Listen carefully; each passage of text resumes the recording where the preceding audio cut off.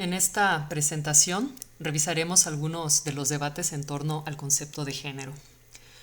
Se trata de un concepto ampliamente popularizado, sin embargo, vale la pena pensarlo con más detalle. Y quiero hacer una advertencia de inicio. Con esta exposición no vamos a resolver el tema, y más que buscar llegar a una conclusión, mi propósito es retomar parte de la problematización que se ha hecho y se hace a este concepto, para que nos invite a reflexionar en la manera en cómo hacemos uso del género. Como punto de partida, quiero mencionar que para comprender de mejor manera el concepto de género, es necesario verlo desde tres dimensiones, las cuales están interrelacionadas, mas no mezcladas. Por eso, la importancia de distinguir cada una de estas, sus encuentros y sus desencuentros. Las tres dimensiones son la ciencia, el activismo y la política pública. Y es de esta manera que está organizada esta exposición. Para iniciar, retomo algunos antecedentes, y digo algunos porque el tema es realmente vasto, pero hay muchas publicaciones al respecto y ya cada quien se puede ir documentando a su ritmo. Entonces, el principal debate de inicio fue el relacionado con superar y abolir la perspectiva sobre las diferencias sociales y la desigualdad entre hombres y mujeres basadas en la anatomía y la biología, lo cual versa en términos generales de la siguiente manera. Si la mujer es diferente físicamente, de ahí se ha derivado que también lo es en cuanto a su comportamiento, su deber ser y su intelecto. Esta ruptura con lo biológico, que tiene que ver con las ciencias imperantes desde el siglo XVIII, XIX, inicios del XX, es importante verlo, ya que interrogarse sobre el presupuesto que dicta que la desigualdad de hombres y mujeres provenga de un orden natural o que dependa de causas naturales fue muy novedoso. Y lo que sucedió fue que se cuestionó la validez de los presupuestos de estas disciplinas y su reduccionismo, ya que, por ejemplo, otras diferencias naturales no creaban desigualdades sociales.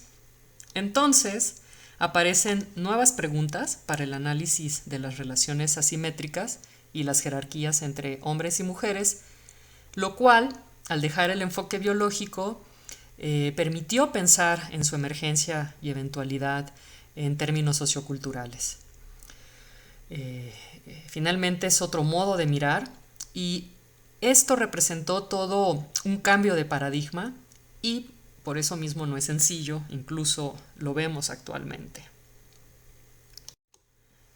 Se establece entonces la distinción entre sexo y género, el primero para remitir a las diferencias biológicas entre hombres y mujeres y el segundo para la diferenciación sociocultural entre lo femenino y lo masculino.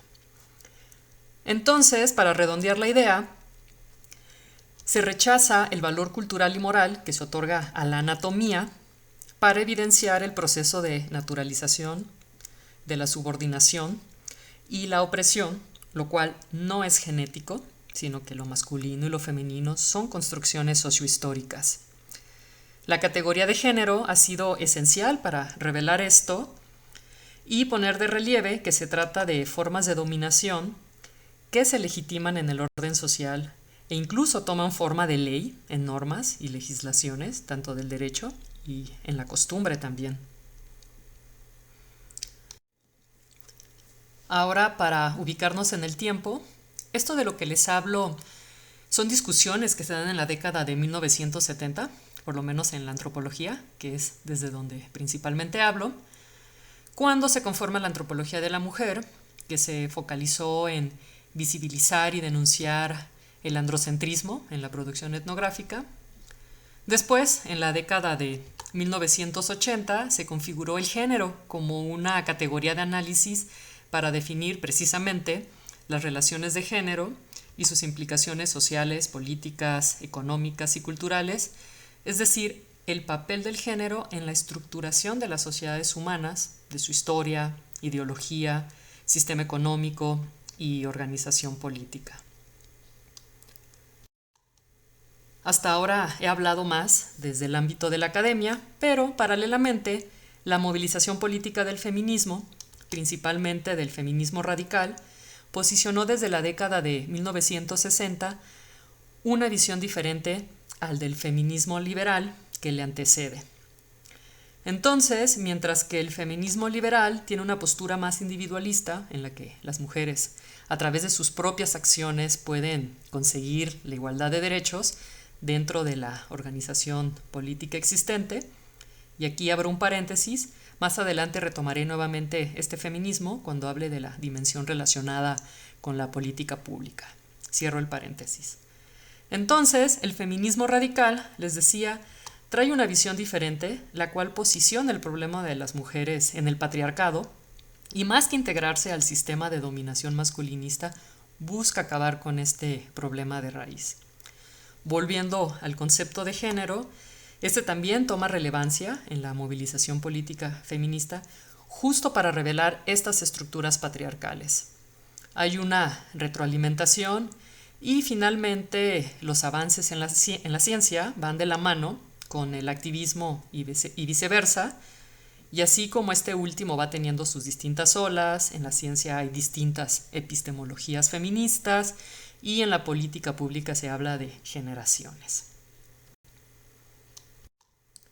Ahora bien, una distinción que es necesario anotar es que si bien feminismo y género están relacionados, tenemos que se puede realizar un estudio desde la categoría de género, pero sin implementar la perspectiva feminista.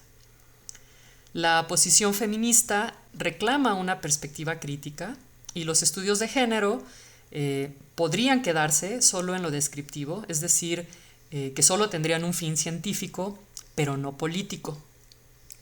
Retomo una cita de Beatriz Monceau, que expone esto de manera muy clara y si bien se refiere a la antropología, este comentario se puede pensar también para otras áreas del conocimiento. Ella dice, lo que constituiría la antropología feminista no solo serían los datos sobre las relaciones e ideas entre lo femenino y masculino y los hombres y mujeres, a fin de comprender cómo se convierten estas relaciones en unas relaciones asimétricas y estudiar hasta qué punto y de qué manera son realmente asimétricas, sino tener la intención, además, de que estos datos puedan ser útiles también fuera del campo académico, en el trabajo político de cambiar nuestro sistema de género. Es, por tanto, la proyección política, la transformación de una situación dada, la constatación de que las relaciones de género desiguales pueden transformarse y deconstruirse en y para la sociedad, lo que caracterizaría a la antropología feminista. Entonces, vemos que se requiere de una posición ideológica, en contraposición de los parámetros del método científico positivista, que apelan a la neutralidad y a la objetividad. Es por eso que no todas las personas que utilizan la herramienta analítica del género adoptan una perspectiva feminista. Respecto de la dimensión relacionada con la política pública, aquí lo que fue sucediendo fue que en 1970 el movimiento feminista tomó relevancia en la arena pública, me refiero al feminismo norteamericano, principalmente al liberal, el cual era mayoritariamente abanderado por mujeres blancas y educadas de clase media. Desde donde se puso en evidencia la desigualdad entre hombres y mujeres, principalmente en el ámbito político y laboral. Entonces, la ONU, la Organización de las Naciones Unidas, se autodeclaró el órgano encargado de promover los derechos de las mujeres, para lo cual se crearon distintos foros. La primera conferencia internacional sobre la mujer se realizó en la Ciudad de México el 19 de julio de 1975. En esta conferencia se plantearon iniciativas, las cuales, no habrían alcanzado el efecto obtenido si no fuera por la financiación que tuvieron y por la estrecha relación de la ONU con corporaciones, las cuales financiaban viajes y estadías. La política de las conferencias internacionales fue blanco de críticas desde el principio, ya que se hacía evidente que dichos eventos propiciarían la división del movimiento. Lo que sucedió fue que el empuje feminista a nivel internacional se direccionó hacia la agenda y actividades planeadas a nivel institucional. Las feministas institucionales de Estados Unidos, que disponían de muchos más recursos económicos que cualquiera de las demás participantes, dominaban la escena, por lo que predominaron las demandas propias de su contexto, lo que provocó el distanciamiento de la mayoría de las mujeres provenientes del llamado tercer mundo y por consiguiente de sus demandas que son particulares a sus contextos de procedencia. Entre las acciones que se han desprendido de este contexto han sido la estrategia Mujeres en el Desarrollo en 1970, el enfoque de género en el desarrollo en 1980, la Convención sobre la Eliminación de todas las formas de discriminación contra la mujer en 1979, la Convención Internacional para Prevenir, Sancionar y Erradicar la Violencia contra la Mujer en 1994 y la Plataforma de Acción de Beijing en 1995, por mencionar lo más representativo. Entonces, desde la ONU se presionó y se ha presionado a los gobiernos para que instituyan medidas para garantizar derechos a las mujeres, lo que generó en México la creación del Instituto Nacional de las Mujeres, la Ley del INMujeres, la Ley General de Acceso de las Mujeres a una Vida Libre de Violencia, la Ley General para la Igualdad entre Mujeres y Hombres, el Centro de Justicia para Mujeres y bueno, un largo etcétera. Autoras como Silvia Federici han criticado esta versión de feminismo. Retomo una cita. Ella dice: desde el principio se ha tratado de cooptar el movimiento feminista. Se lo ha cooptado. La intervención de las Naciones Unidas en el feminismo ha sido un caso clásico. A partir de 1975, la ONU se muestra como promotora de la emancipación femenina. Entonces, ha construido un feminismo domesticado, que ha servido mucho para desmovilizar al movimiento feminista de su esencia subversiva. La discusión en torno al feminismo institucionalizado es muy amplia y solo quiero retomar rápidamente uno de los puntos, el relacionado con la igualdad. La igualdad es uno de los valores fundamentales de las democracias modernas, desde la que se han desarrollado marcos jurídicos para que todas las personas deban ser tratadas de la misma manera. Pero ojo, se ha hecho una homologación entre igualdad y no diferencias, lo cual omite a las discriminaciones que se generan por la existencia de esas diferencias. De ahí que las llamadas acciones positivas para compensar desigualdades y conseguir la igualdad de oportunidades sean, por ejemplo, las cuotas de género o la paridad de género en los ámbitos de gobierno. No obstante, es ampliamente evidente que dichas acciones no tienen como resultado la transformación del sistema patriarcal. Y para contrastar, vemos cómo a los funcionarios de Estado les cuesta trabajo admitir el feminicidio como un delito que es cometido contra mujeres. Desde la noción de igualdad no tiene cabida esta prerrogativa, entre comillas. De ahí la resistencia por aplicar esta tipificación o incluso querer eliminarla de la ley, como propuso Gertz Manero, el titular de la Fiscalía General de la República en 2020, apelando, entre otras cosas, a la igualdad con el uso del tipo penal de homicidio agravado. Silvia Federici dice que la igualdad es un término que congela el feminismo y la noción de feminicidio sí tiene la capacidad de hacer referencia al odio machista y a la opresión, subordinación e inferioridad y violencia extrema que enfrentan las mujeres. Retomo una cita de Lourdes Méndez. Ella dice: era ese movimiento feminista organizado y muy activo el que suscitaba debates, Denunciaba las situaciones de opresión, dominación y explotación de las mujeres y se negaba a reducir sus objetivos políticos al logro de una igualdad entre los sexos que podría alcanzarse sin transformar estructuralmente el sistema neoliberal y la economía capitalista. En su lugar, y como paradójico resultado de las luchas feministas, se ha ido difundiendo una representación institucional de las mujeres que alcanzó su punto culminante cuando la noción de género pasó del campo de las teorías feministas al institucional. Quienes hoy parecen querer ocupar el lugar del movimiento feminista, como si eso fuera posible, son diferentes organismos nacionales e internacionales que, de forma creciente, solicitan la colaboración de personas expertas en género para que éstas diagnostiquen, como si de una enfermedad se tratara, los síntomas que indican que las mujeres siguen teniendo problemas. Entonces, el feminismo institucionalizado ha decantado en una versión que termina por ofrecernos muy pocas posibilidades, pero finalmente es a la que podemos apelar al interior de las instituciones. Y bueno, por eso es importante visualizarlo en su justa medida.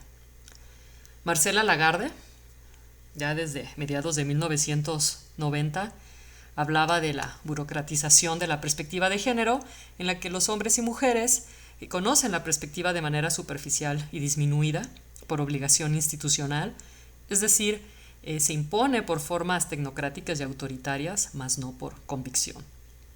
En la mayoría de las ocasiones se implementa por medio de capacitaciones en género en las oficinas gubernamentales, partidos políticos, universidades, etc., donde se dan elementos de manejo superficial y en muchas ocasiones lo llevan a cabo personas con escasos conocimientos.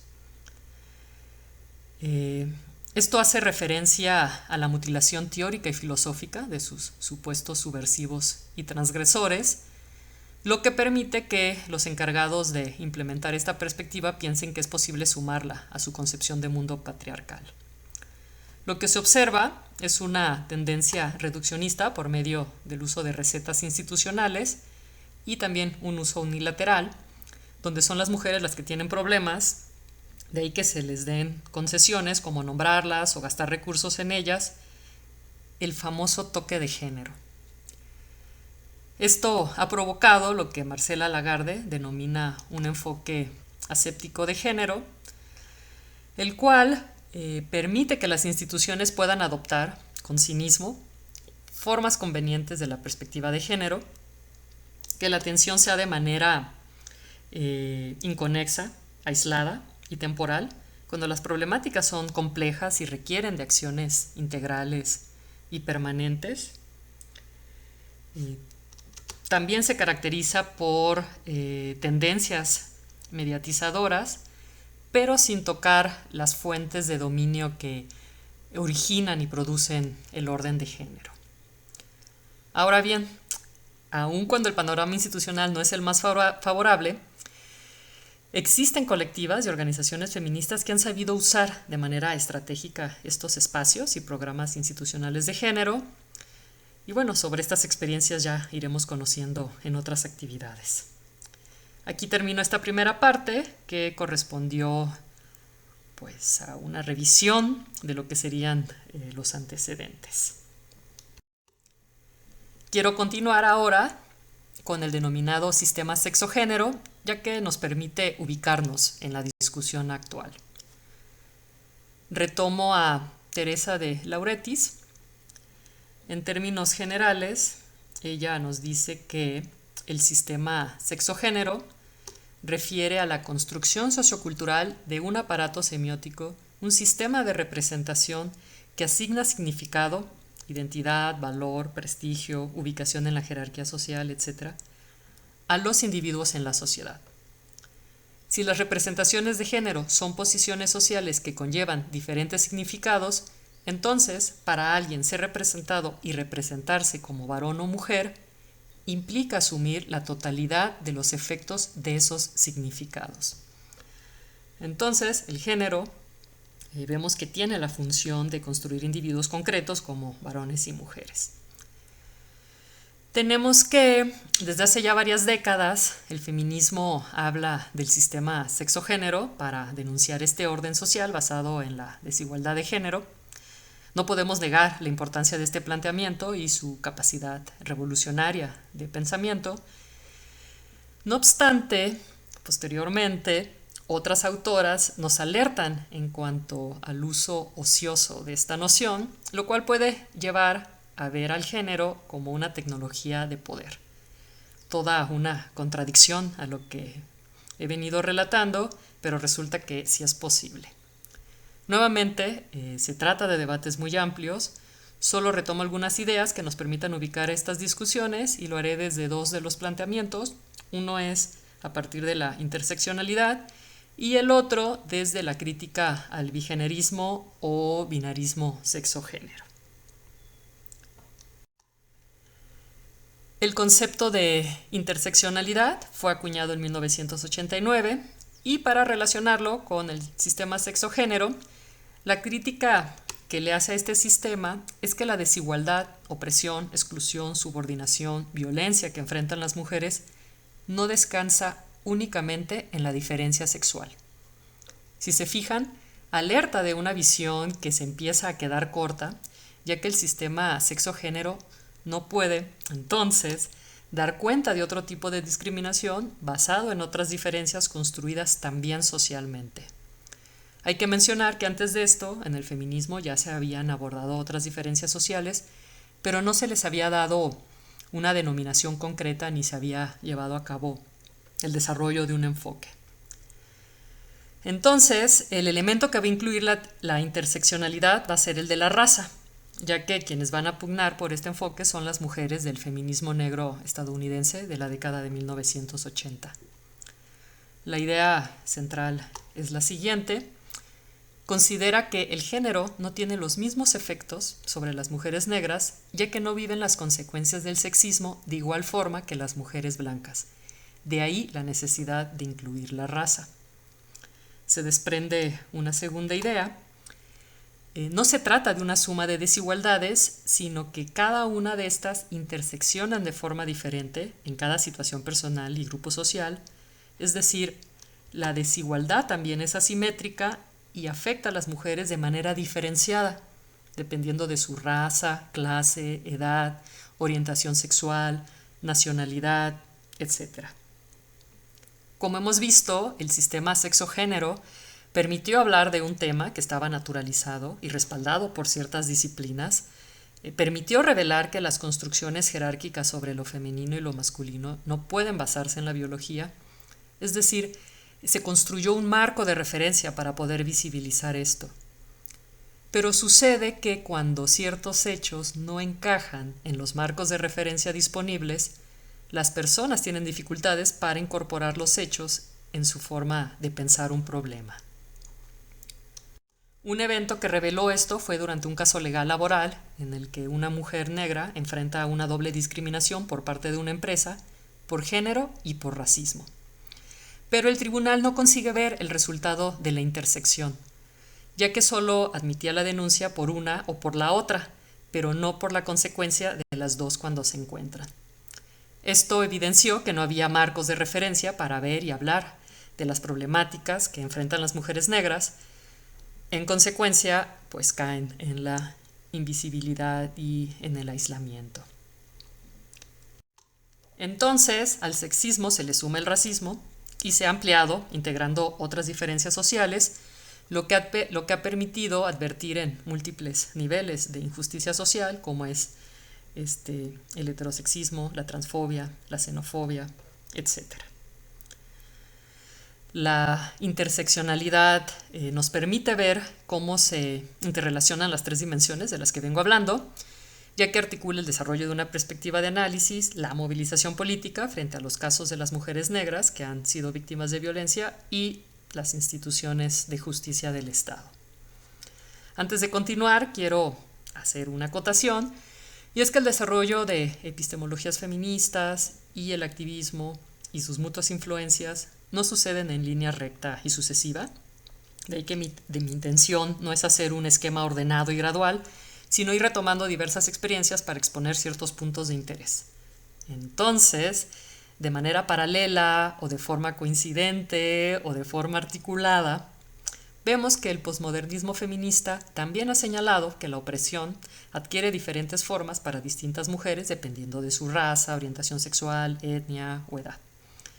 Entre sus propuestas están la deconstrucción de la categoría de mujer, el cuestionamiento a la construcción de las dos categorías sexo y género, y con esto conecto con la crítica al binarismo sexo-género.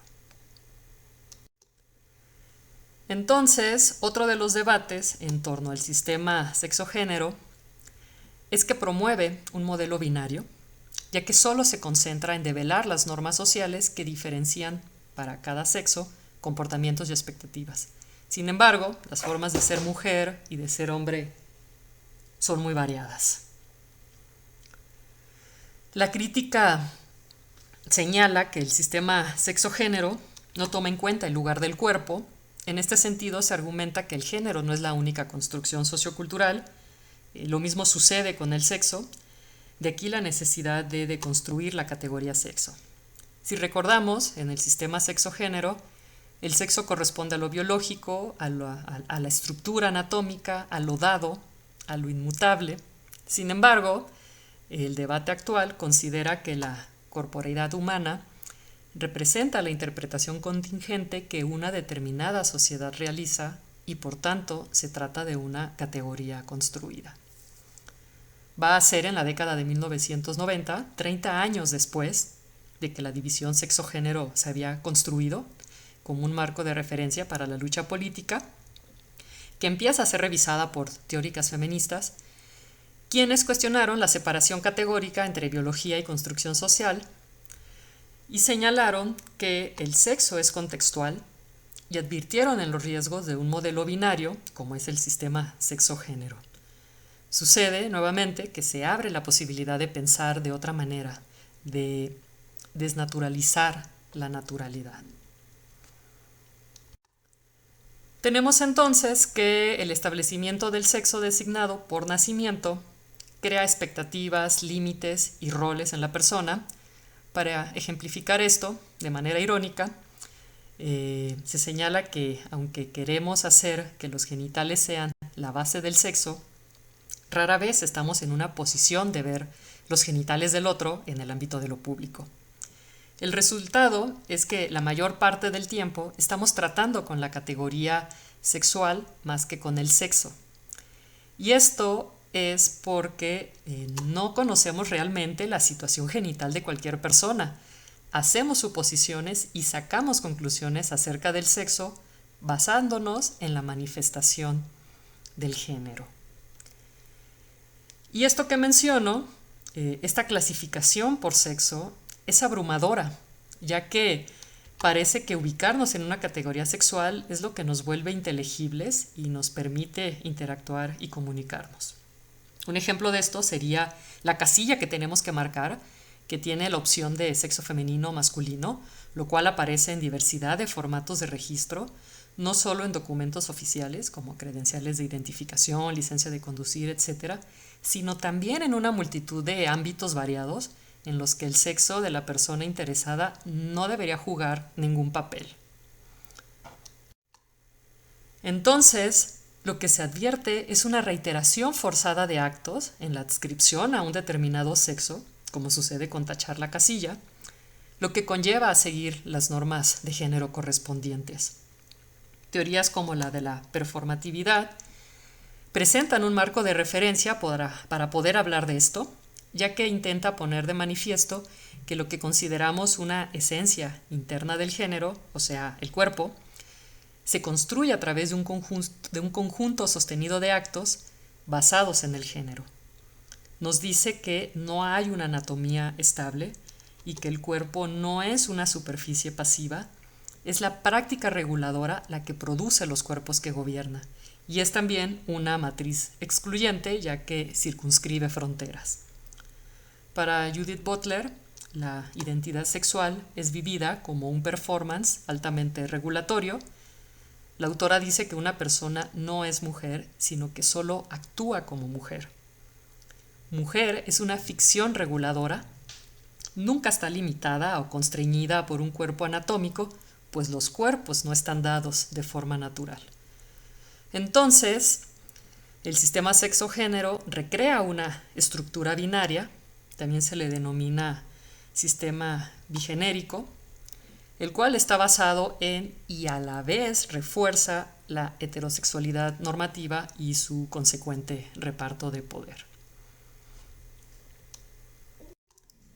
Este debate pone sobre la mesa la necesidad de descentrar los conceptos de mujer y de hombre, de dejar de ordenar la realidad sexual en dos categorías excluyentes, ya que de acuerdo con este sistema bigenérico, no existe alguien cuyo sexo o género diverja de su sexo designado por nacimiento, lo que significaría que la gente trans no puede existir, ya que no encaja en ninguna de esas dos categorías, y es precisamente por esto que terminan por ser considerados antinaturales o imperfectos y merecedores de censura. Esta perspectiva, entonces, nos brinda marcos de referencia para combatir la homofobia y la transfobia. Entonces, las feministas que se posicionan en el posmodernismo feminista o en el transfeminismo, principalmente, plantean que una categoría como género, que ha sido emancipatoria, que enfrentó la fórmula "la biología es destino", que naturalizaba pues la subordinación de la mujer, ahora es necesario que incorpore la crítica de los cuerpos sexuados. Hay diversas propuestas para esto, menciono solo dos, como es la del abolicionismo de género, en la que la abolición del género es la que permitiría que los mecanismos de opresión dejen de crear normas socioculturales sobre el cuerpo o la sexualidad. Otra propuesta es la de la autocategorización, la cual plantea que debe ser abandonada la creencia de que la apariencia de género supone el sexo, y que sea posible permitir que una persona escoja un sexo. Esto supone la desgenitalización del sexo y del género, así como de la diferencia sexual y la sexualidad. Y aquí abro un paréntesis. Y es que la sexualidad es también una construcción social basada en la biología, en la que la mujer, por ejemplo, su sexualidad no parte del deseo, sino de su función reproductora y maternal. De aquí que las que externan su placer son consideradas como desviadas o se les patologiza, y existen dispositivos de poder históricos que han separado el deseo y el placer de la sexualidad femenina, con fuertes sanciones sociales, incluso legales, para las que se salen de la norma.